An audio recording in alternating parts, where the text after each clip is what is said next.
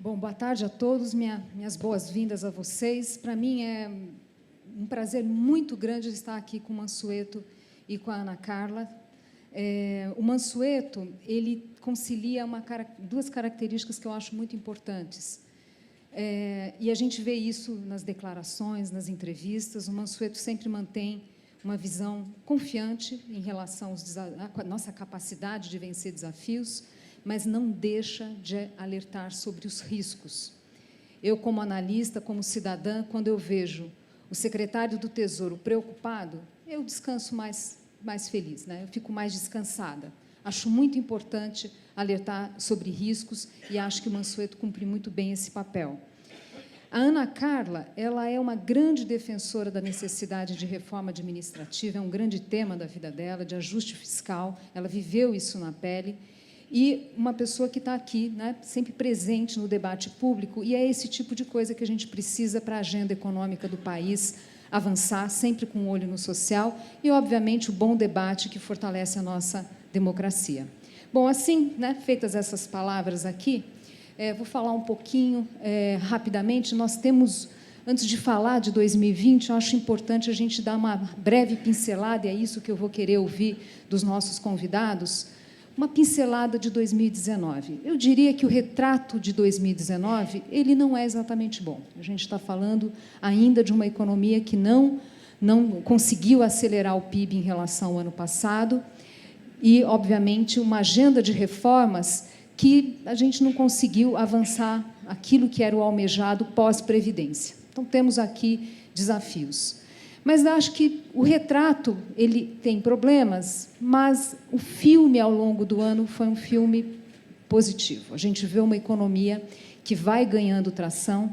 Aquele corte de juros lá atrás, ainda na gestão anterior, que não teve o efeito esperado, porque tínhamos ali uma situação de balanços de empresas ainda muito frágeis, isso limitando tanto a demanda como a oferta de crédito nesse país com tanta insegurança jurídica.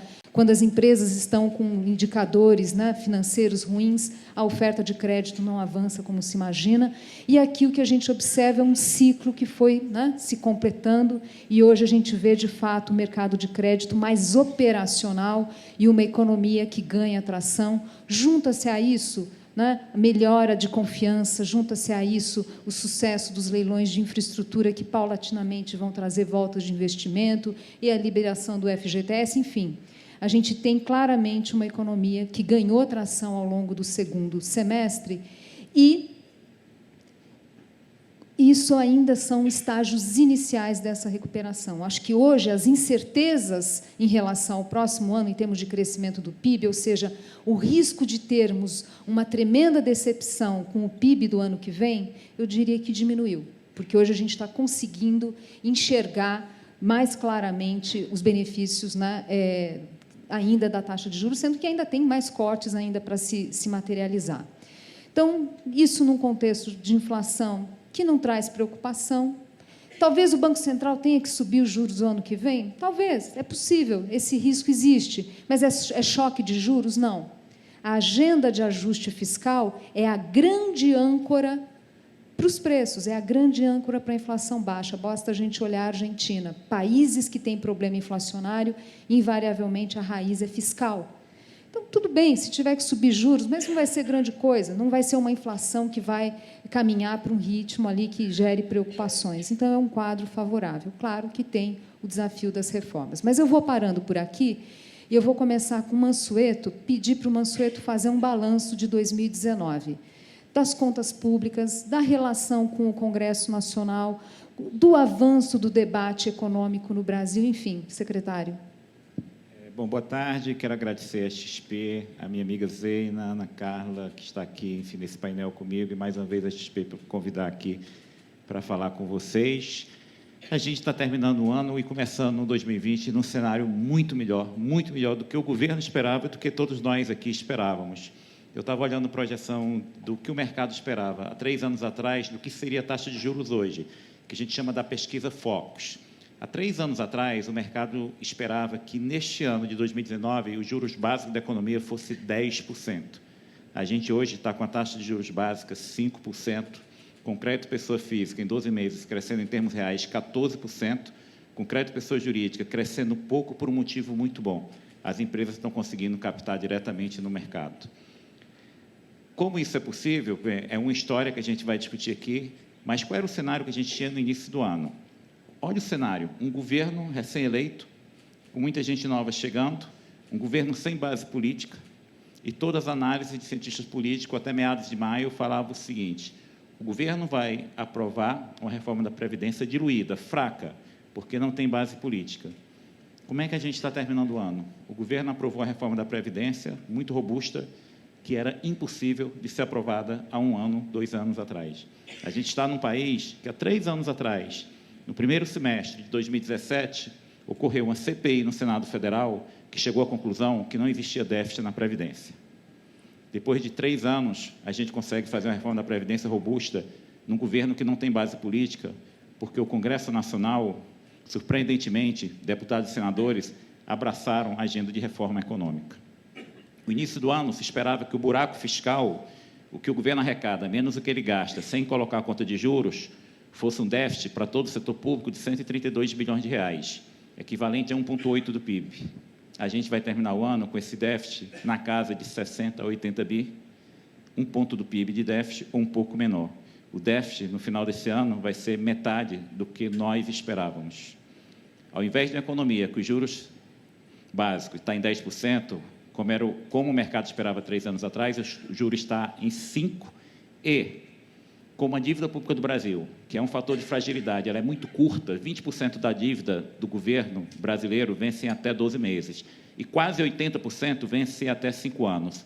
O que é um fator de fragilidade, numa trajetória de queda consistente de juros, acaba sendo um fator positivo, porque a queda de juros aparece rapidamente no serviço da dívida. Então, além de um primário menor, de um déficit primário menor, quando a gente coloca na conta do governo a conta de juros, o buraco fiscal também vai ser menor. Ao invés de um déficit nominal de 7% do PIB, a gente vai ter um déficit nominal na casa de 6% do PIB, ou até menor. E o mais importante, a situação de solvência do Estado, que a gente olhando a trajetória de crescimento da dívida, que todo mundo esperava, que a gente, esse ano, fosse quebrar a marca de 80% do PIB de endividamento, a gente não vai mais quebrar essa marca. Possivelmente, a gente vai terminar este ano com a dívida pública num valor muito próximo ao que foi o ano passado. Isso tudo vai nos permitir começar o próximo ano num cenário muito melhor, num cenário de inflação baixa, num cenário de juro baixo, de reativação do mercado de crédito e com a trajetória de recuperação da economia, de crescimento melhor do que este ano.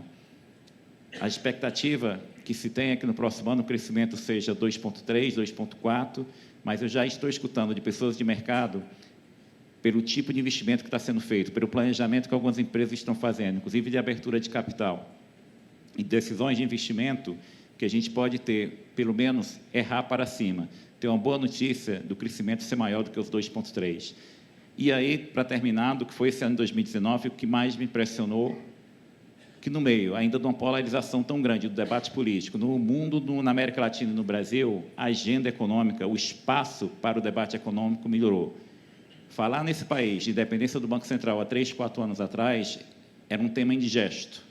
Falar nesse país de reduzir o tamanho de bancos públicos era um tema indigesto. Se pensava que apenas bancos públicos poderiam emprestar um juro mais baixo e com subsídio do governo. Falar nesse país de privatização era um tema impopular há 2, 3, 4 anos atrás. Hoje, a gente coloca todos esses temas na mesa para discutir com políticos, com o Congresso, e a gente tem um ambiente de discussão. Significa que o país vai aprovar todas as reformas que precisam ser feitas em 2, 3, 4 anos? Claro que não. Muita coisa que a gente enviou, muita coisa vai passar e muita coisa será modificada e algumas não serão aprovadas.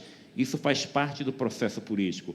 Mas o que me deixa otimista é que o debate político hoje, em termos de agenda econômica, é muito melhor do que era há 2, 3, 4 anos atrás.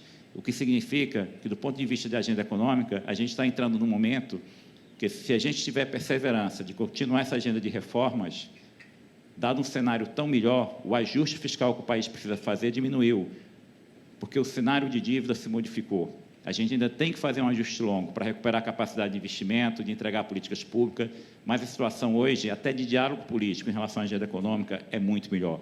Então, a gente está terminando o ano e começando o novo numa situação muito melhor do que a gente esperava, do que o governo esperava e do que o mercado esperava. Bom, quando a gente olha para 2019, em primeiro lugar, prazer estar aqui, boa tarde a todos, né? A pessoa já vem já aquecida, né? A última falácia já entra no debate direto, mas muito boa tarde a todos, Zeina, obrigada pelo convite, prazer estar aqui, Mansueto, sempre bom estar entre amigos aqui no debate. Bom, eu acho que, quando eu olho para 2019, eu digo que, definitivamente, é um ano que serve para a gente se convencer de que perseverar vale a pena.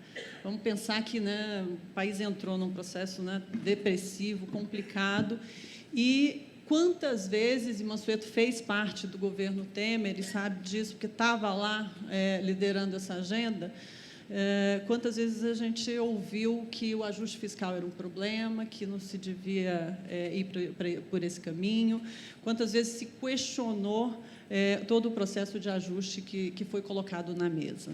Conseguimos, lá atrás, aprovar o teto de gastos, então, a própria normalização do mercado de crédito via aprovação da TLP, uma série de medidas que vieram já em 2017, 2018, estão hoje maturando e dando a oportunidade para que toda essa discussão que o Mansueto colocou aqui, de eficiência do gasto, a própria reforma administrativa, estabilização da trajetória da dívida, a taxa de juros a um patamar muito mais baixo, tudo isso foi fruto de um processo de perseverarmos, de insistirmos num caminho que é o caminho do ajuste fiscal. Então, quando eu olho 19, definitivamente a gente começa a colher de forma muito tímida, como Zeina falou, ainda foi um ano difícil do ponto de vista econômico, mas claramente a gente começa a colher os frutos, os resultados de um processo que começou lá atrás e que hoje abriu justamente um outro caminho para o país. Um outro caminho do ponto de vista econômico, um outro caminho do ponto de vista microeconômico, macro e micro, e do ponto de vista de reformas institucionais que, de fato, a gente não tinha condições nem de debater. A gente tem que lembrar que, até pouco tempo, o debate era se iríamos colapsar ou não, se iríamos ter a volta da inflação ou não, se iríamos para um processo, né, de descontrole completo da dívida ou não. Isso foi outro dia. Então, o 19 definitivamente abre uma outra agenda, abre uma agenda em que a gente começa a ver que, de fato, vale a pena, que o equilíbrio fiscal vale a pena e que agora a gente precisa debater o próximo passo. Eu não vou me adiantar aqui em relação a 2020, mas esse é, sem dúvida nenhuma, assim, a forma como eu vejo 2019, com uma ressalva, que eu tenho certeza que a gente vai entrar no debate aqui daqui a pouco em relação a isso, é que essa foi a agenda do governo federal.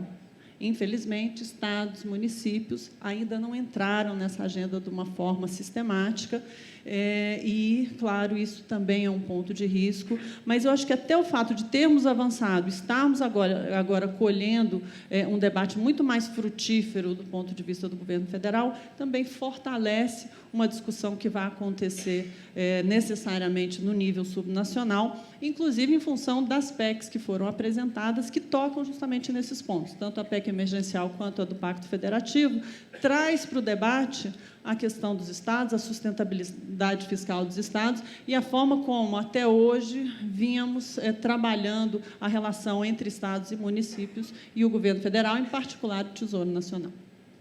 Muito bem. Bom, agora, né, feita essa discussão sobre 19, esse balanço sobre 19, acho que é importante a gente, então, avançar propriamente dita na discussão para 2020. Bom, 2020, já falamos aqui, é um ano que a economia vai ganhando tração, mas temos aí desafios em termos de reformas que ainda tem questão de ajuste fiscal, não nos livramos dessa questão ainda. A reforma da Previdência foi um passo importante, um passo largo, mas que, lamentavelmente, ela não é suficiente para garantir queda de dívida pública como proporção do PIB, ou, antes disso, a mesma estabilidade, né? Lembrando que a reforma da Previdência, ela impactou, por hora, né, só o governo federal. A gente vai ter que aguardar as reformas de estados e municípios, e, no nível federal, o que ela faz é evitar ou limitar o crescimento das despesas como proporção do PIB. Né? Não existe aqui economia de recursos de verdade, o que exige que a gente ainda avance com mais agendas estruturais, e a gente viu o Ministério da Economia encaminhando para o Congresso PECs, né, propostas de emenda à Constituição, exatamente para avançar. Algumas medidas são mais de curto prazo, outras são mais estruturantes, mas, enfim, mostrando a importância de perseverarmos nessa agenda.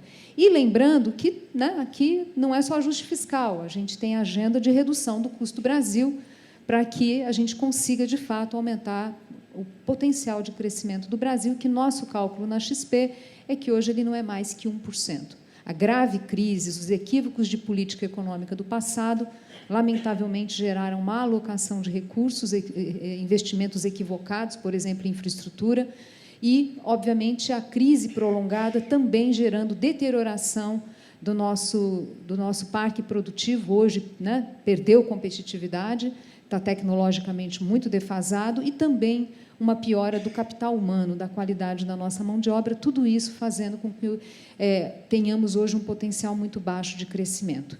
Isso dito, eu queria saber de você, Mansueto, que vão ser, do ponto de vista de agenda fiscal, ou do desempenho das contas públicas, que são os focos para você como secretário do Tesouro o ano que vem? Como você vê, num ano de eleição, e que a impressão que dá é que a gente já está um país, de novo, discutindo a eleição de 2022 muito precocemente, o quanto isso pode ameaçar a agenda legislativa? Não, assim, eu acho... vamos lá, eu acho que, em frente à circunstância que a gente tinha, novamente, a gente começa 2020 numa situação melhor, mas tem muito a ser feito. O ponto de partida que a gente está falando, a situação está melhorando, a gente saiu de uma crise gravíssima, 2 anos seguidos de queda de PIB, que foi o que ocorreu em 2015 e 2016, não é algo comum. A última vez que isso havia acontecido no Brasil tinha sido em 1930, 31, nem na década de 80, que é chamada década perdida, o Brasil teve 2 anos seguidos de queda de PIB. Então, assim, a gente saiu de uma crise crescendo muito pouco, e uma crise muito profunda. Mas olha que coisa interessante. Ontem eu estava conversando com algum jornal internacional e estava lembrando disso a ele.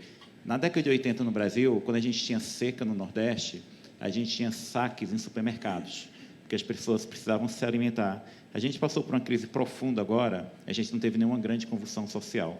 O Brasil ele montou uma rede de gasto, de assistência social tão grande que nos permitiu passar numa crise muito séria sem grande convulsão social. O desafio agora é, numa trajetória de ajuste fiscal, melhorar a composição do gasto público, porque a gente gasta com muita coisa. O gasto público no Brasil é alto, a carga tributária do Brasil é muito alta. Nossa carga tributária é 34% do PIB, para uma carga tributária média da América Latina, que é 22, 23. Então, a carga tributária do Brasil, para o nosso desenvolvimento, é muito alto. A gente tem que fazer um ajuste fiscal. A boa notícia é o gasto do governo é tão ineficiente, tem alguns programas que não se justificam, que a gente tem a possibilidade de fazer um ajuste fiscal e tornar o gasto mais distributivo. E esse é um desafio. Do ponto de vista fiscal, quando a gente fala em ajuste fiscal, não tem mágica. É como uma empresa, se você está com as contas no vermelho, ou você corta a despesa ou aumenta a arrecadação. Tradicionalmente, no Brasil, pós-Constituição, todas as vezes que este país fez ajuste fiscal, ele aumentou a arrecadação, ele aumentou a carga tributária. Então, é a primeira vez, em decorrência da PEC do teto dos gastos, que coloca o limite, que é a inflação, para a despesa do governo federal crescer, que se tenta fazer um ajuste do lado da despesa. A questão é que esse ajuste tem que ser gradual. Por quê? Porque, por culpa nossa, como sociedade, a gente deixou que o nosso orçamento se transformasse em uma ficção. A gente deixou que o nosso orçamento não permitisse ao Congresso Nacional, que nos representa, que eles decidissem a alocação anual do orçamento. Em qualquer democracia, o governo faz um orçamento, manda para o Congresso, que discute e faz a alocação da despesa. No Brasil, não é assim, porque quando o orçamento chega no Congresso, 94% dele já foi pré-alocado. Os deputados e senadores passam 6, 7 meses discutindo como conseguirão alocar apenas 6% do orçamento. Esse nível de engessamento não existe em nenhum país do mundo. No país que o orçamento chegou nesse nível, ajuste fiscal pelo lado da despesa, ele é necessariamente gradual. Você tem que controlar o crescimento da despesa. E é isso que se está fazendo, e é difícil, é muito difícil, é muito difícil. Muitas vezes alguém reclama, diz, olha, eu queria gastar mais, mas, novamente, a gente está num cenário que é extremamente promissor. O mercado aceitou um ajuste fiscal muito gradual, a gente só vai voltar a ter as contas no azul, o que o governo arrecada, maior do que o governo gasta em 2022 ou 2023. Mesmo assim, o mercado aceitou esse ajuste fiscal gradual, o que está se transformando numa trajetória de juros muito baixa. Então, assim, são pontos bons. Os estados, a gente tem que fazer ainda um processo bastante, eu diria, de esforço de ajuste fiscal dos estados. Está melhorando? Está. A gente vê alguns estados apresentando reforma da Previdência, fazendo reforma administrativa, falando claramente o problema fiscal no estado está melhorando? Está. Agora, pelo amor de Deus, eu tenho 2 estados no país que têm um desequilíbrio fiscal muito grande, os governos estão tentando ajustar, que é Minas Gerais e Rio Grande do Sul. Agora, quando olho os relatórios oficiais, mostram que esses estados estão bem financeiramente. Porque, da forma que é calculado o gasto com o pessoal, o gasto com aposentados, não é contabilizado como gasto do governo. Isso não pode acontecer. A gente não pode brincar com definição para mostrar uma situação que é irreal. Esse tipo de discussão, a gente tem que ser muito mais claro e tem que aceitar o seguinte, se tem um custo para o governo, se o governo está pagando um aposentado, aquilo é despesa do pessoal. Aquilo tira espaço para o governo investir em saúde, educação, transporte público. E hoje, 2 estados que estão com desequilíbrio grande, que é Rio Grande do Sul e Minas Gerais, pela contabilidade que é feita e a fiscalização que o Tribunal de Contas do Estado faz, mostra o seguinte, esses estados estão ajustados sem estar ajustados. Então, assim, a gente vai ter que ter um diálogo muito maior, inclusive com os tribunais de contas, inclusive com governos estaduais. A população tem que aceitar. Há cerca de 4 meses eu fui a Minas Gerais e uma das coisas que mais me perguntava é, mas se o Estado fizer um ajuste fiscal, ele vai continuar a dar aumento salarial, vai poder dar aumento salarial todos os anos para os servidores públicos? Ou seja, um Estado que está atrasando o salário, que está sem capacidade de investimento, as pessoas estavam preocupadas se o Estado poderia continuar dando aumento anual a servidor público. Gente, nos Estados Unidos, quando o governo não tem autorização para aumentar a dívida, o governo americano manda parte dos funcionários públicos ficarem em casa sem receber salário. No Brasil, isso é proibido, porque despesa de pessoal no Brasil é obrigatório. Agora, a gente chegou a um ponto que, tudo bem, aqui é obrigatório, mas precisa ter reajuste todo ano. A gente colocou na Constituição que o servidor público tem direito à revisão anual de salário. Por quê? Imagina eu colocar na nossa lei trabalhista que qualquer empregado de empresa privada, mesmo na recessão, tem direito à revisão anual de salário. Isso não faz sentido. Se a empresa puder dar aumento salarial, dá. Se tem que melhorar o plano de carreira, melhora.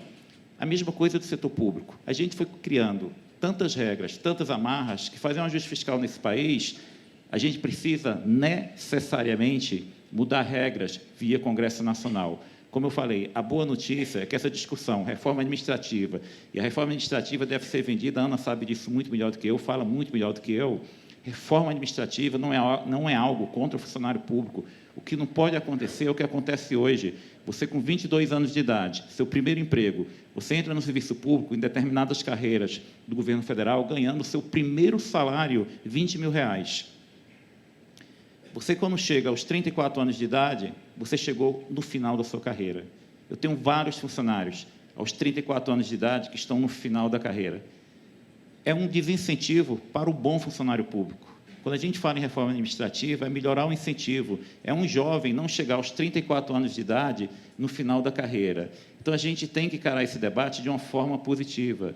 Encarar a questão da reforma administrativa não é algo contra o funcionário público, ao contrário, é algo para melhorar a eficiência do Estado. Esse tipo de debate hoje, Zeina, eu fico muito mais feliz, porque, pelo menos, todo debate é difícil, toda mudança é difícil, mas hoje a gente tem um ambiente muito, assim, eu diria, positivo, de pelo menos começar esse debate. Reforma tributária, em maio me perguntaram em São Paulo o seguinte, secretário, o senhor acredita que a reforma tributária será aprovada nos próximos 2, 3 meses? E eu achei muito esquisita a pergunta. E eu respondi, olha, eu acho que não vai ser aprovada esse ano. E aí todo mundo ficou assustado. Reforma tributária, num país que tem um sistema tributário tão complexo, que vocês terminam o ano fiscal, não sabe se cumpriu a legislação fiscal, porque daqui a 4 anos alguém pode falar, olha, você não cumpriu há 4 anos atrás. Um país que o que você paga de imposto de renda não depende da renda. No Brasil, o que você paga de imposto de renda não depende da renda, depende do contrato de trabalho. Se você é um consultor que ganha R$500 mil por mês, mas você é uma pessoa jurídica, sem empregado, no regime de lucro presumido, sua carga tributária é 14.000%. Se você ganha R$20 mil por mês e tem um contrato CLT com a empresa, sua carga tributária é 27,5%. O que você paga de imposto de renda não depende da renda, depende do contrato de trabalho.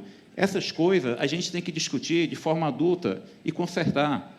Um sistema tributário, que eu tenho a mesma base tributária, eu coloco um imposto que se chama Imposto de Renda à Pessoa Jurídica, aí coloco outro, que é a mesma base tributária, eu chamo, não, isso aqui é contribuição social sobre o lucro líquido, e fico mudando a regra, é caótico. Qual é a coisa boa? Eu acho que vai mudar, eu acho que a gente vai avançar muita coisa na reforma tributária. Aquele mesmo debate que a gente teve 3 anos atrás de Previdência, a gente vê hoje em tributário. É um sistema tão complexo que qualquer coisa que a gente consiga fazer, mesmo que marginal, mas caminhando na direção correta, vai ser muito positivo. Resumindo e terminando, o ajuste fiscal tem muita coisa a fazer, a parte boa é que a gente pode fazer de uma forma gradual. E fazer de forma gradual, por exemplo, controlar o crescimento de salário de servidor público, controlar a contratação de servidores. A gente não pode ficar naquele ritmo que todo ano fazia concurso público, e aumentando algumas carreiras. E, claramente, fazer uma avaliação do gasto, porque tem coisas que não são essenciais e tem coisas que, de fato, precisam ser fortalecidas. O programa social mais importante do Brasil e o mais barato é Bolsa Família. Custa 0,5 ponto do PIB. A despesa sem juros do governo federal no próximo ano será de R$1,472 bilhões. 1,472 bilhões. O Bolsa Família é 34, 35 bi. Ou seja, a gente tem muitas formas de cortar o gasto, de controlar o crescimento do gasto e melhorar a qualidade do gasto público, melhorando a composição e, de fato, gastando com quem mais precisa. Nesse país, a gente demorou muito, mas pelo menos as pessoas entenderam. Se aposentar aos 54 anos de idade, quem se aposentava no Brasil, contribuindo para o INSS, se aposentava, em média, aos 54 anos de idade. Funcionário público estadual, metade dos funcionários públicos estaduais se aposentava, em média, aos 50 anos de idade. Absurdo. A gente levou muito tempo para convencer as pessoas disso, mas aprovamos. Então, assim, eu estou otimista, não porque a gente já conseguiu fazer tudo, inclusive do ajuste fiscal que precisa, mas, pelo menos, a gente está com um debate correto. Muito bem. Ana, eu queria aproveitar a experiência sua, tanto no setor público, o acompanhamento que você faz da situação dos estados. Você tem a proposta ali, né, conjunta com a Arminio, enfim, e o Carlos Ari para a reforma administrativa. E queria também, pela sua experiência, queria que você falasse um pouquinho da agenda do BC, hashtag, que é a antiga agenda BC+. Se puder dar uma aula aqui para a gente. Bom, em relação à reforma administrativa, eu até brinco que eu não sou convidada nem para tomar chopp mais, porque as pessoas falam, nossa, a Ana vai falar de reforma administrativa, não convida, não. Mas, até puxando um ponto que o Mansueto colocou aqui, a reforma administrativa, eu costumo dizer assim, que tem 3 motivações fundamentais. A primeira delas é melhorar os serviços públicos no Brasil. E, mais uma vez, assim, a gente não está falando de servidor público. Eu não falo de salário de servidor público, eu não digo... o debate não é esse, a gente precisa acertar essa narrativa. Reforma administrativa é melhorar os serviços públicos, em particular, serviços de educação, saúde, segurança pública. E a motivação para isso, em primeiro lugar, é uma motivação do ponto de vista de justiça social. Nós vivemos num dos países mais desiguais do mundo. E, neste país aqui, mais da metade da população depende do Estado para ter acesso à saúde, educação e segurança. Educação, porque é a escola pública que absorve aí 80% das nossas crianças e jovens. Saúde, porque a maior parte da população não tem condição de pagar um plano de saúde privado. E segurança, porque sem segurança eficaz a gente está perdendo os nossos jovens cooptados pela criminalidade ou mortos por ela. Então, é uma questão, é um imperativo social melhorar os serviços públicos no Brasil. E com esse esquema de incentivos que a gente tem hoje, que o Mansueto até levantou alguns pontos aqui, em que se entra muito com salários iniciais muito elevados, se promove, se progride automaticamente na carreira, que você não diferencia o bom servidor público do mau servidor público e, portanto, gera incentivos, né, para que o resultado não seja o melhor, em que você sistematicamente tem que inchar a máquina pública fazendo novos concursos, porque existe ou reserva de mercado, onde você não pode transferir servidores que estão sobrando num órgão para outro, porque isso é desvio de função, ou porque nas promoções e progressões automáticas você está constantemente tirando servidores da ponta e jogando esses servidores nas atividades meio. Por exemplo, posso fazer hoje um concurso para 2.000 policiais em São Paulo, para botar esses policiais na rua, fazendo segurança pública na rua. Depois de 2 anos, esses policiais já têm patente para estar na atividade administrativa, que, obviamente, em função da situação de criminalidade, todos eles querem ir para a atividade administrativa. E qual a resposta para isso? Vamos fazer mais um concurso, botar mais 2.000 policiais, para tentar botar mais 2.000 policiais na rua. E assim sucessivamente. Isso vale para professores, isso vale para médicos, isso vale para a polícia, isso vale para a burocracia lá na ponta. Então, todo esse modelo operacional, ele está gerando, como resultado, um crescimento enorme dos gastos com a máquina e sem contrapartida na ponta. Nós somos, hoje, um país em que a percepção da qualidade do serviço público é baixíssima, embora gastemos mais de 13% do PIB só com salários, só com a despesa de pessoal ativo do serviço público. Então, a gente precisa rever esse modelo. E a primeira motivação para isso é justamente uma questão de justiça social, de melhorar as condições de vida e as possibilidades e oportunidades da maior parte da população que nasce sem condições próprias para fazer isso e depende fundamentalmente do Estado. Então, é o que eu digo, o filho de uma família pobre, com os dados do PISA, né, que saíram agora recentemente, qual a chance dele competir no mercado de trabalho? Se a gente não melhorar a educação pública, qual a chance de uma pessoa de baixa renda ter acesso a um serviço de saúde mais decente? Ou, mais uma vez, a gente tem um controle da criminalidade maior se a gente não conseguir melhorar esse modelo operacional, mudar esses incentivos. E isso não se faz via mexer na estabilidade. É o que eu digo. A questão da estabilidade é um falso problema. Podemos até dizer, mas a nossa estabilidade é ampla demais, isso é verdade. Mas o problema está hoje muito mais nas leis de carreiras que vão gerando essas promoções e progressões automáticas, que vão impedindo que se demita servidores públicos, que não garantem que a gente possa fazer uma avaliação de desempenho dessas pessoas e diferenciá-las, inclusive demitindo elas, aquelas que não desempenham bem as suas funções. Então, a gente não precisa necessariamente mexer na estabilidade, até porque não está lá a promoção e progressão automática, está lá a possibilidade de demissão por baixo desempenho e também não está lá a proibição de mandar embora um servidor público que seja corrupto ou que não entregue serviços de qualidade. O que a gente precisa mexer é embaixo, o que a gente precisa mexer são nessas leis de carreiras. Tem outras 2 motivações para a questão da reforma administrativa, que é aumento de produtividade, tamanho da nossa máquina pública. A gente não consegue aumentar a produtividade da economia brasileira se não aumentarmos a produtividade do setor público, até porque o setor privado depende da produtividade do setor público. E, por fim, a questão fiscal, que o Mansueto já colocou aqui, tendo em vista o tamanho da nossa máquina e o tamanho da despesa obrigatória e o tamanho da despesa de pessoal dentro da despesa obrigatória, a gente precisa de uma máquina mais eficiente para que a gente consiga, finalmente, reduzir o tamanho, o espaço de gastos obrigatórios nos nossos orçamentos, nos 3 níveis federativos. Em relação à agenda BC+, e aí também é uma agenda de produtividade importantíssima, e que acaba tendo, né, Zena, menos visibilidade. a gente começa a sentir os efeitos dela na economia e, muitas vezes, a gente não percebe que as coisas estão andando. E essa é uma agenda que tem andado de forma bastante acelerada até, e bastante importante.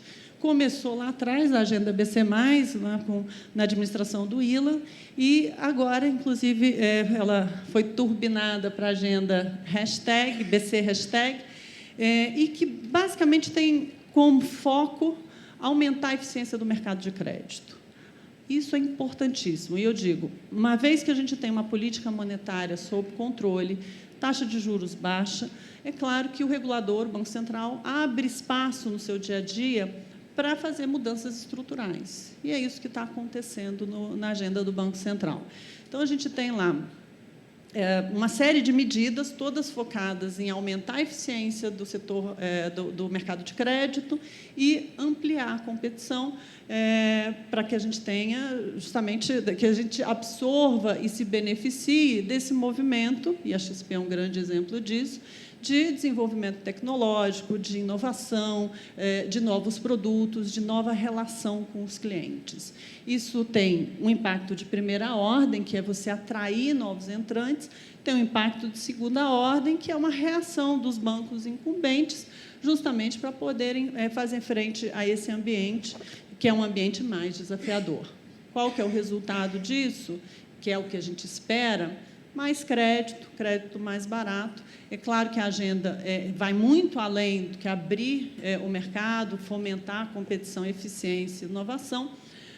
Tem toda uma questão de como é que a gente amplia a possibilidade de recuperar garantias, que é fundamental no mercado de crédito no Brasil, para o desenvolvimento desse mercado.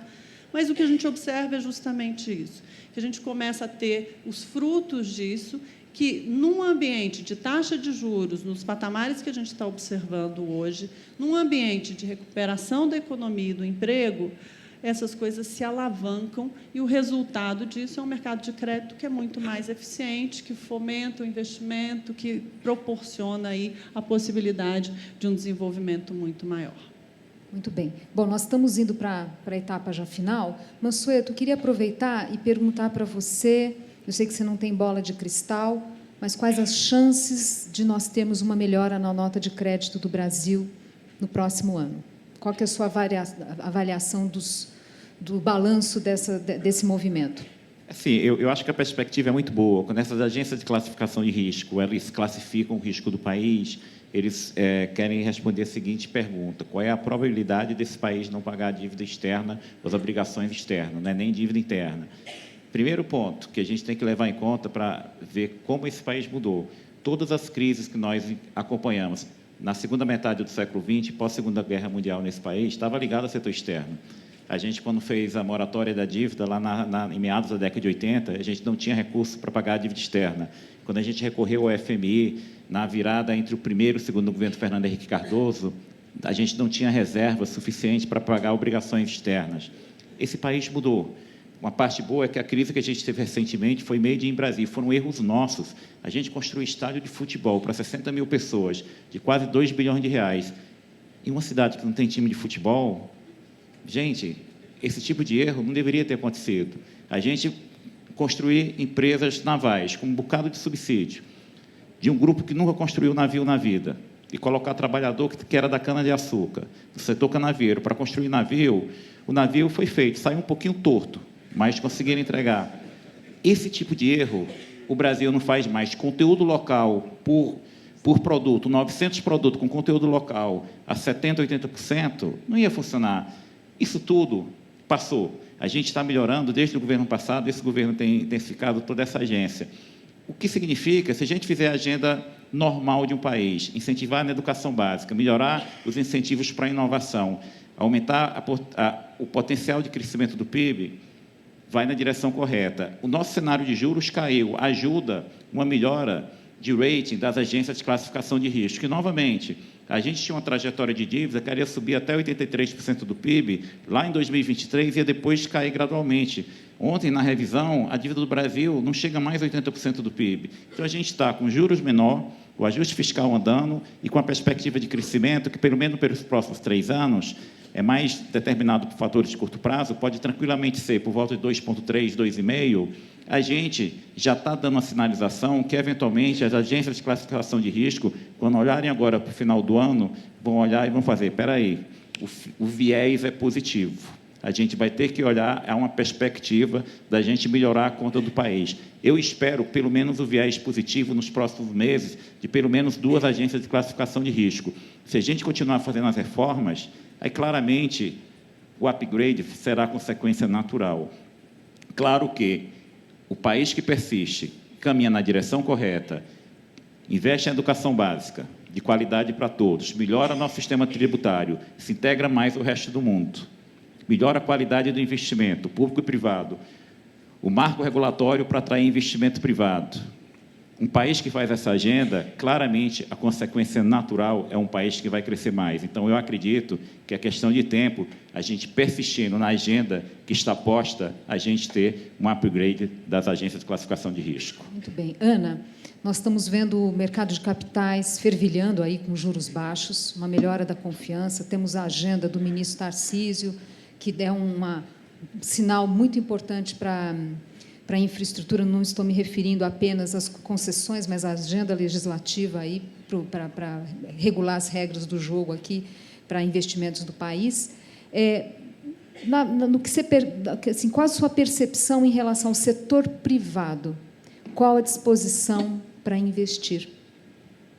Não, claramente, ainda a gente começa já a observar uma reação, e não é uma reação, os dados do PIB ontem mostram isso, né, mas a percepção é clara, e como eu transito aí em vários setores, é clara de um interesse muito maior e de um apetite que começa a se posicionar em relação a isso.